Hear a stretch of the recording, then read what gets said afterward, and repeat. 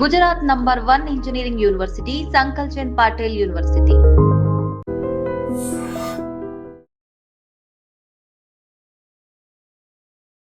Welcome to relationship lab. నా పేరు లుంబిని. భార్యని నలుగురిలో చులకనగా చూసే భర్త. ఈ స్టేట్మెంట్ వినగానే మీకు కూడా మీ చుట్టుపక్కల ఉన్న వాళ్ళలో ఎవరో ఒకరు గుర్తే వచ్చి ఉంటారు కదా.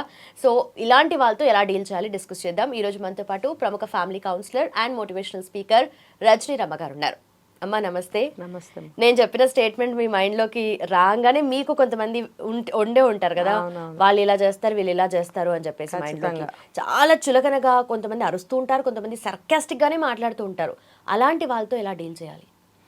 అలాంటి వాళ్ళతో అని అంటే దానికన్నా ముందు నేను ఒకటి చెప్తాను. సరే, భార్యను చులకన చేస్తున్నాడు. ఇప్పుడు ఈ రోజుల్లో యూత్లో కూడా ఉన్నారు అలాంటి వాళ్ళు. ఆగు ఆగు నీకేం తెలియదు అని అంటుంటారు. అయితే అమ్మాయిలు ఏం చేస్తున్నారంటే ఇప్పుడు ప్రజెంట్ ప్రతి దాంట్లోకి వాళ్ళే వచ్చేస్తున్నారు. ప్రతిదీ తనే మాట్లాడాలి, తనే చేయాలి, తనే పెట్టాలి, తనే ఇవ్వాలి అంటే ఒక డామినేటింగ్ నేచర్లో ఉంటున్నారు అమ్మాయిలు. అలాంటప్పుడు అబ్బాయిలు ఏం చేస్తున్నారు, నువ్వాగు నీకు తెలియదు అని అంటున్నారు. అంటే ఆ అమ్మాయి కూడా అది అర్థం చేసుకోవాలి. ఇది ఒక పాయింట్. కొద్దిగా వెనక జనరేషన్కి వెళ్తే ఆల్మోస్ట్ అందరూ కూడా భార్యల్ని ఒత్తి పెట్టేవాళ్ళే. నీకేం తెలియదు నోరు మూసుకో, అందరి ముందే అంటారు. నీకేం తెలియదు నోరు మూసుకో. అసలు దానికంటే ముందు పిల్లల ముందు అనటం మొదలు పెడతారు. ఇంట్లో అతని తల్లిదండ్రులు ఉంటే వాళ్ళ ముందు కూడా మాట్లాడటం మొదలు పెడతారు. నిజంగా భార్యకి ఏం తెలియకపోతే ఇట్లా కాదు అట్లా అని నేర్పుకోవాలి. నువ్వెందుకు నేర్పవు? ఆ అమ్మాయి అలా ఉంటేనే నీకు ఇష్టం. సమాజంలో భార్యకి గుర్తింపు ఉండకూడదు. గుర్తింపు ఉంటే నీ గొప్పదనం తగ్గిపోతుంది. నువ్వు గొప్ప అని చెప్పుకోవడానికి ఇతరులను తగ్గించాలి. అంటే ఏమని చెప్పాలి ఇలాంటి వాళ్ళకి? వీళ్ళు ఎంత వ్యధవాళ్ళైనా సరే వీళ్ళే గొప్పవాళ్ళని అనుకోవాలి. భార్యలో ఎంత మంచివాళ్ళు తెలివిగల వాళ్ళైనా సరే ఇది దద్దమ్మ, దీనికి ఏం రాదు, దీనికి మాట్లాడటం రాదు, దీనికి అటు వెళ్ళటం రాదు, ఇటు వెళ్ళటం రాదు, చెప్పటం రాదు, పెట్టడం రాదు, వండటం రాదు, సరిగ్గా కూర్చోవడం రాదు. మరి ఏమీ రాకుండా నువ్వు పెళ్లి చేసుకుని పిల్లల్ని ఎలాగన్నావు బాబు? అలా చిత్రిస్తారు. అలా చిత్రించి ఒక ముద్ర వేసి పక్కకు పడేస్తారు. ఒక వస్తువుని పడేస్తాం కదా, అవసరమైనప్పుడు తీసుకుందాంలే, ఎక్కడికి పోతుందిలే, అక్కడ పడేసి ఉంచితే ఎక్కడికి పోదు అనుకుంటాం కదా, అట్లా చేస్తారు భార్యల్ని. దానివల్ల నోరిప్పితే వాళ్ళు నోటి మీద కొట్టినట్టుగా వాళ్ళు అడ్డుకుంటారు. పిల్లలతో మాట్లాడుతుంటే కూడా తను వచ్చి మాట్లాడతాడు. అమ్మ అని పిల్లలు ఏదైనా అడుగుతారు, చెప్పబోతుంది, అడ్డుకుంటాడు, తను చెప్తాడు. ఆటోమేటిక్గా పిల్లలు తెలియక డైవర్ట్ అవుతారు. ఈ తల్లి ముఖము తల వంచుకుని లోపలికి వెళ్ళిపోతుంది. అంతేగాని అక్కడ తను ఖండించలేకపోతుంది. అయితే కొంతకాలం అయిన తర్వాత వాళ్ళకి తెలియాలి, నన్ను ఎందుకు ఇట్లా చేస్తున్నారు వీళ్ళు, ఖండించాలి అని తెలివి వాళ్ళలో రావాలి. కానీ నిజానికి ఈ రోజుల్లో చూస్తే కనుక అలా ఖండించారా లేదా అనేది పక్కన పెడితే ఫీల్ అయిపోయి రిలేషన్షిప్ లో బ్రేక్ వచ్చేది ఎక్కువగా ఉంటుంది. చిన్న మాట అయినా సరే అది ఎక్కడో గుచ్చుకుని రిలేషన్షిప్ బ్రేక్ అవుతుంది. గుడ్ క్వశ్చన్ ఇది. ఎందుకమ్మా మరి ఇప్పుడు దేనికైనా ఒక మార్గం ఎందుకు ఆలోచించరు? ఇప్పుడు మబ్బు వెళ్ళిపోగానే ఎండ వస్తుంది కదా, మరి అది కాసేపే ఆ మబ్బు ఎండ ఎటు వస్తుంది. అది ఆ ఆలోచన రావట్లేదు వీళ్ళకి. ఇది సమస్య పక్కనే పరిష్కారం ఉంటుంది మనకి, ఇది ఆలోచించలేకపోతున్నారు. సమస్యనే ఆలోచించడం వల్ల సొల్యూషన్ వైపు బుర్ర పడలేదు, ఆలోచన పోదు. నన్ను అన్నారు, నాకే జరిగింది ఏం చేయాలి అంతే తప్ప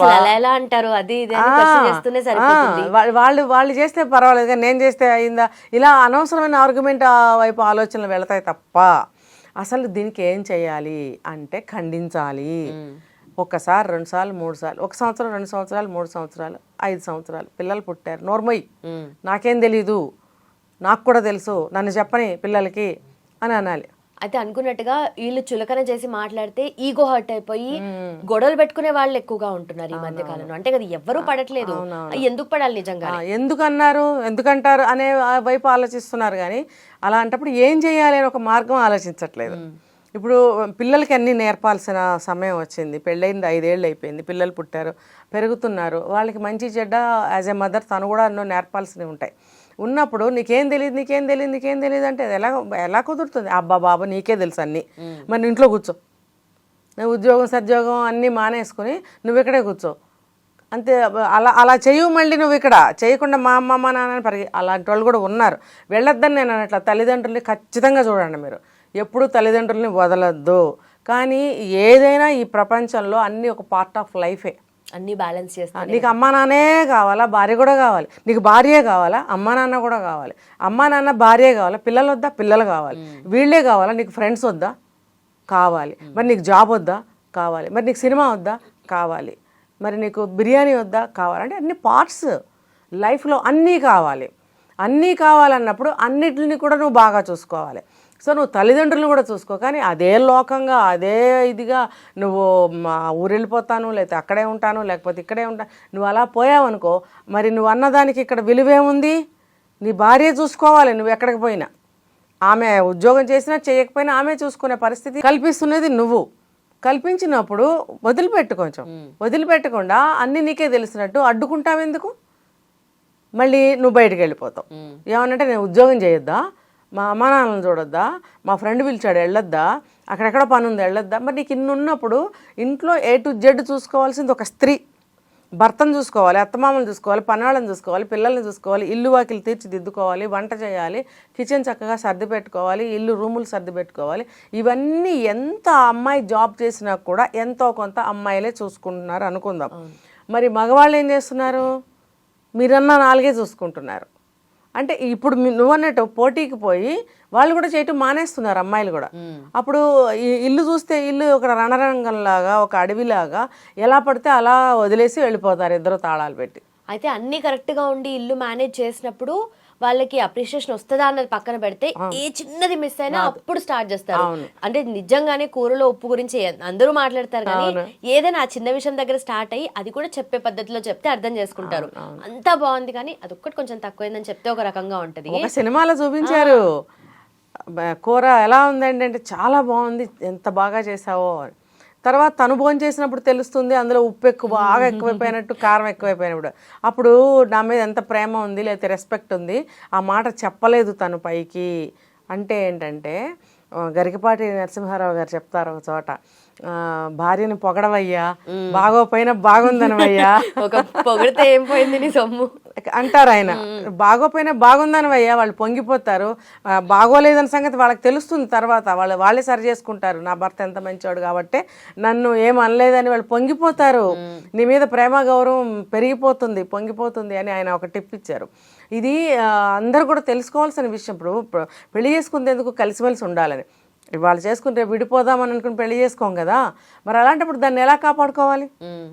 ఇప్పుడు ఒక ఎడ్యుకేషన్లో జాయిన్ అవుతాం, మధ్యలో మానేసి చదువు వచ్చేయం కదా, కంప్లీట్ చేయాలనే ఉంటుంది.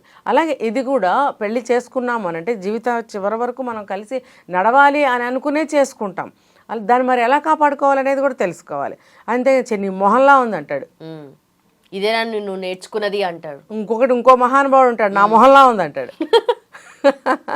ఎలా ఉందండి అంటే నా మొహంలా ఉందంటే ఇంకా అది అది అది అంత వెర్రితనం అనమాట. అంటే వాడి మొహం అంత దరిద్రంగా ఉందన్నమాట. అంటే ఇది మాట్లాడటం చేతకానితనం ఇది. కాబట్టి బాగోకపోయినా సరే బాగుంది అని అనండి స్టార్టింగ్లో, తర్వాత కొంతకాలానికి తనే నేర్చుకుంటుంది. అదొకటే అని కాదు, ఇంట్లో నువ్వు ఏమి చేయనప్పుడు తను ఎంతో కొంత చేస్తున్నప్పుడు వంకలు పెట్టకు, తర్వాత వెక్కిరించకు, తర్వాత నీ మొహం నా మొహం అని అనకు, లేకపోతే ముద్ర వేసేయకు, నీకు అది చేత కాదు ఇది చేత కాదు అని అనకు. ఎందుకంటే ఈగోస్, నువ్వు అన్నట్టు ఈగోస్ హర్ట్ అయిపోతాయి, చేసేది కూడా మానేస్తారు. మానేసి కొంతకాలానికి నాకు వేధింపులు ఎక్కువైనాయి, అవి ఎక్కువైనాయి, ఇది ఎక్కువైనాయి అని చెప్పి విడాకులు ఇవ్వటమా, ఆత్మహత్యలు చేసుకోవటమా. అంటే ఏంటంటే మనసుకి తీవ్రంగా గాయాలు తగులుతాయన్నమాట. ఇప్పుడు ఈ రోజులను బట్టి అసలు ఓర్పు సహనం అనేది లేదు కాబట్టి మామూలు మాటకు కూడా హర్ట్ అయిపోయి విపరీతంగా తీసుకుని భరించలేక ఆత్మహత్యలు చేసుకుంటున్నారు. చేతికి చిన్న దెబ్బ తగిలితే ఓర్చుకోలేరు. అసలు ఈ రోజుల్లో పిల్లలకి కానీ పెద్దవాళ్ళకి అసలు దెబ్బలు తగులుతున్నాయా? పెద్ద యాక్సిడెంట్లు అయితే తప్ప. మా చిన్నప్పుడు ఎన్ని దెబ్బలు తగిలాయి, ఒళ్ళంతా దెబ్బలు తగిలాయి, కింద పడి మీద పడి ఆటలాడుకొని ఏదైనా పని చేసేటప్పుడు కానీ ఏదైనా అతి తగిలితే ఎన్ని దెబ్బలు తగిలాయి అనమాట. ఆ దెబ్బలు తగిలినప్పుడు సహనం, ఓర్పు అనేది వస్తుంది. కొంచెం కారం తగలాలి అనేవారు. కారం కొంచెం ఎక్కువ తినటం అర్థం ఏంటంటే పొట్టలో ఏమన్నా వామ్స్ ఉంటే పోతాయి. సెకండ్ ఏంటంటే సహనం వస్తుంది, ఓర్చుకోవడం అనేది తెలుస్తుంది. కూరలో కారం ఎక్కువైంది అనుకో, పచ్చిమిరపకాయలు ఎక్కువైంది అనుకో, తిన్న తర్వాత చేతులు మండిపోతుంటాయి. అప్పట్లో కారం బాగా ఎక్కువగా ఉండేది మిరపకాయలు. అది తెలియక చల్లటి నీళ్ళలో చేయబెట్టేవాళ్ళం మేము తీసుకెళ్ళి, చల్లగా ఉంటే తగ్గుతుంది. అందులో పెట్టంగానే ఇంకెక్కువ అయ్యేది మంట. అబ్బా అని చేయి బయటికి తీసేసి ఇంకేం ఇందులో పెట్టాలి ఆ చేయిని, అలా గాలిలో పెట్టి ఊదుకుంటూ ఓర్చుకునేవాళ్ళం. ఇప్పుడుందా ఆ సిచ్యువేషన్? కారం లేకుండానే మిరపకాయలు పండిస్తున్నారు, పులుపు లేకుండానే పళ్ళు కానీ కూరగాయలు కానీ టమాటాలు లాంటి దోసకాయలు లాంటి పండిస్తున్నారు. అంటే కారం పులుపు అన్నీ భరించే శక్తి ఇప్పుడు ఎవరికి లేదు. అంటే పంటలు కూడా ఆ రకంగా పండించాలని చేస్తున్నారు. మరి అప్పట్లో అన్ని ఒరిజినల్, పుల్లగా ఉండే కారంగా ఉండే చెరుకు గడలు ముక్కలు కట్ చేసి పిల్లలకి ఇస్తే ఇట్లా తీసుకుని తినేవాళ్ళం మేము చిన్నప్పుడు. ఇప్పుడు అసలు చెరుకు ముక్కలు తింటాం అంటే ఏంటి తెలుసా? అది కూడా వాడు పైన పీల్ తీసి ఇంతంత ముక్కలు చేసి ప్యాక్ చేసి అమ్ముతున్నాడు. అవి కూడా ఎవరు కొనట్లేదు, డైరెక్ట్గా జ్యూస్ తాగుతున్నారు. మరి ఏది న్యాచురల్గా చేయగలుగుతున్నారు ఇప్పుడు? ఏది లేదు. మరి అలా చేసాం కాబట్టి ఎండలో ఆడుకునేవాళ్ళం, ఎండలో తిరిగేవాళ్ళం. స్కూల్లో ఏదైనా తప్పు చేస్తే ఎండలో నీల్ డౌన్ చేయించేవారు, ఎండలో నుంచోబెట్టేవారు. కాళ్ళు చెప్పులు తీసి, కాళ్ళు షూ ఉండేది, షూ తీసి మరి కాళ్ళన్నీ కాలిపోతుండేవి మాకు. మరి అక్కడ నుంచోబెట్టి టీచర్ కొంచెంసేపు అయిన తర్వాత కూడా లోపలికి రానేది కాదు. బెల్ కొడితే టీచర్ వెళ్ళిపోయేది. అంటే ఆ అమ్మాయి అని చెప్పి మేము పరిగెట్టుకొచ్చేవాళ్ళు. అంటే అవన్నీ ఓర్చుకోవడానికి నేర్పించే శిక్షణలు, ట్రైనింగ్ ఇప్పుడుందా? టీచర్ ఒక చిన్న దెబ్బ కొడితే టీచర్ అయిపోతాడు, మళ్ళీ పిల్లలే తిరగబడే రోజులు. అంటే టీచర్లు కూడా చెడుగా ఉంటున్నారు, పిల్లలు చెడుగా ఉంటున్నారు. జమానా మారిపోయింది. ఇవన్నీ ఎక్కడి నుంచి వస్తున్నాయంటే సహించలేని తనం, ఓర్చుకోలేని, క్షమించలేని తనం, ఇవన్నీ ఉండబట్టే దేన్ని సహించలేక ఆత్మహత్యలు చేసుకుంటున్నారు లేదా చంపేస్తున్నారు. అంతేగాని ఒక సమస్యకి పరిష్కారం వెతకడం అనేది లేదు. వెతకండి, సమస్యకి వెలుగునీడల్లాగానే పక్కనే ఉంటాయి సమస్యకి పరిష్కారం. బుర్రను ఉపయోగించాలి. అంతేగాని ఈ భర్తలు అనేవాళ్ళు నీకేం తెలియదు అన్నప్పుడు అరే నాకెందుకు తెలియదు అని అనటం ఎందుకు చేయవు? నువ్వు నీకు మాట్లాడటం రాదు, అరే నాకెందుకు మాట్లాడటం రాదు, నువ్వు మాట్లాడుతున్నావుగా రోజు. లేదు నన్ను వదిలిపెట్టి చూడు నేను మాట్లాడతాను, నన్ను ఎందుకు మాట్లాడకుండా నువ్వు అడ్డుకుంటున్నావు? చూడండి చాలామంది భార్యలు ఎంత ఏజ్ వచ్చినా మాట్లాడినవారు. అది కాదు నువ్వు ఆగు, నువ్వు మాట్లాడుకో, నీకేం తెలియదు ఆగు, అట్లా కాదు ఆగు, ఇలా ఏదో ఒక మాట చెప్పి అడ్డుకుంటారు. అట్లా ఎందుకు చేస్తున్నారు? మీదే పెత్తనం సాగాలి, మీ మాటే నడవాలి. అబ్బో ఫలానా ఆయన అని గొప్పతనం మీకే రావాలి. వాళ్ళ ఆవిడ వెర్రిది, అమాయకురాలు, దద్దమ్మ, మాట్లాడటం చేత కదనే ముద్ర నీ భార్యకి పడితే నీకు చెడ్డ పేరు కదా రేపు బయట. అది ఎందుకు ఆలోచించరు? కాబట్టి అదొకటే కాదు, కోడళ్ళు, కొడుకులు, అల్లుళ్ళు, మనవాళ్ళు పుట్టినా కూడా ఇన్సల్ట్ చేస్తూనే ఉంటారు. వీళ్ళు చేయటమే కాకుండా వాళ్ళ తల్లిదండ్రులని, వాళ్ళ తరఫు వాళ్ళు కూడా అనటం మొదలు పెడతారు. ఇంకా ఇది అలవాటు అయిపోతే ఇరుగు పొరుగు వాళ్ళు అంటారు, రేపు కడుపును పుట్టిన పిల్లలు అంటున్నారు, ఇప్పుడు ఫ్రెండ్స్ అంటే అందరూ అంటారు మాకేం తెలియదు, ఇలా ముద్ర వేసేస్తారు. అది ఆ మనిషికి చాలా అంటే చాలా భయంకరమైన మానసికమైన బాధ అన్నమాట. చచ్చిపోవాలనిపిస్తుంది. అది ఎక్కువ కాలం జరిగింది అని అంటే ఇంకటే దారితీస్తుంది ఆలోచనలు. అంతే, అట్లా చేయకండి. మీరు ఎప్పుడైనా సరే, ఎంత కాలమైనా సరే, అట్లీస్ట్ ఒక 20 ఏళ్ళ జీవితం గడిచిపోయినా, 30 ఏళ్ళు గడిచిపోయినా, అటు పోనీ ఒక 5 ఏళ్ళు అయింది పెళ్ళయిందని మీరు అక్కడ ఖండించడం అంటే ఒక మార్గాన్ని వెతకటం అంటే ఖండించండి అన్నా సరే. మీరు ఆలోచించండి, మీరు పని చేయటం మొదలు పెట్టండి, మీరు మాట్లాడటం మొదలు పెట్టండి. నోరు మూసుకుంటారు వాళ్ళు. లేదు వాళ్ళు అంటున్నా సరే మీరు పక్క నుంచి మాట్లాడుతూనే ఉండండి. అంటే మీ తెలివితేటలు ఎంతో మీకు తెలియాలిగా. మీరు మాట్లాడిన దానికి అవతల వ్యక్తి ఎలా రెస్పాండ్ అవుతున్నాడో మీకు తెలుస్తుందిగా. తెలిసినప్పుడు అక్కడ ఏ ఫాల్ట్ అయితే జరుగుతుందో దాన్ని మీరు మళ్ళీ సరి చేసుకునే అవకాశం మీకే దొరుకుతుంది. మీరు సెకండ్ టైం మళ్ళీ ఎవరితో మాట్లాడినప్పుడు అలాంటి పొరపాట్లు దొరలకుండా ఉండటానికి జాగ్రత్త తీసుకోగలుగుతారు. సో ఈ రకంగా చులకన చేయకండి. మగవాళ్ళు కూడా చులకన చేసినా మీరు దాన్ని క్రాస్ చేయగలగాలి, ఒక మార్గాన్ని ఆలోచించగలగాలి. నిజానికి వాళ్ళు చులకన చేయొద్దు, ఎవరైనా చేస్తున్నా చూస్తూ ఊరుకో.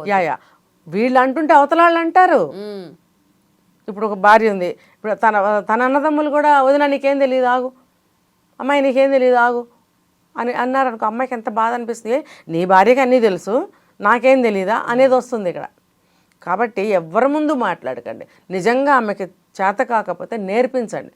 ఇప్పుడు ఒక విషయంలో చెప్తారు, పిల్లలకి తెలివితేటలుగా మాట్లాడటం నేర్పించండి అని చెప్తున్నారు.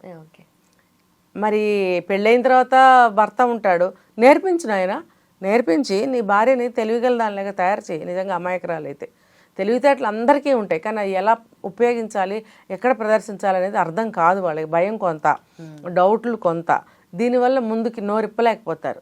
సైలెంట్గా ఉంటుంటారు, వాళ్ళు ఇంట్రోవర్ట్స్గా తయారవుతారు. సో ఇలా వద్దు, అది మీకే అది చెడ్డ పేరు, మీకే అది రేపొద్దున మైనస్ అవుతుంది, మీకే అది కష్టం, మీకే అది నష్టం. నిజంగా ప్రస్తుతం ఉన్నటువంటి సమాజం దేనికి ప్రయారిటీ ఇస్తుంది? ఆర్థిక సంబంధాల చుట్టూ మాత్రమే తిరుగుతోంది. మళ్ళీ ఎన్నికలంగానే చాలా విరక్తి కలుగుతున్నాం. మంచి అనిపిస్తుంది కదా, లేడీస్ కూడా ఛాలెంజింగ్ జాబ్స్ చేసినప్పుడు చాలా బాగుంటది. ఫుడ్ డెలివరీ ఇవ్వటానికి వెళ్ళినటువంటి డెలివరీ బాయ్ అనిల్ పై కళ్ళ ముందు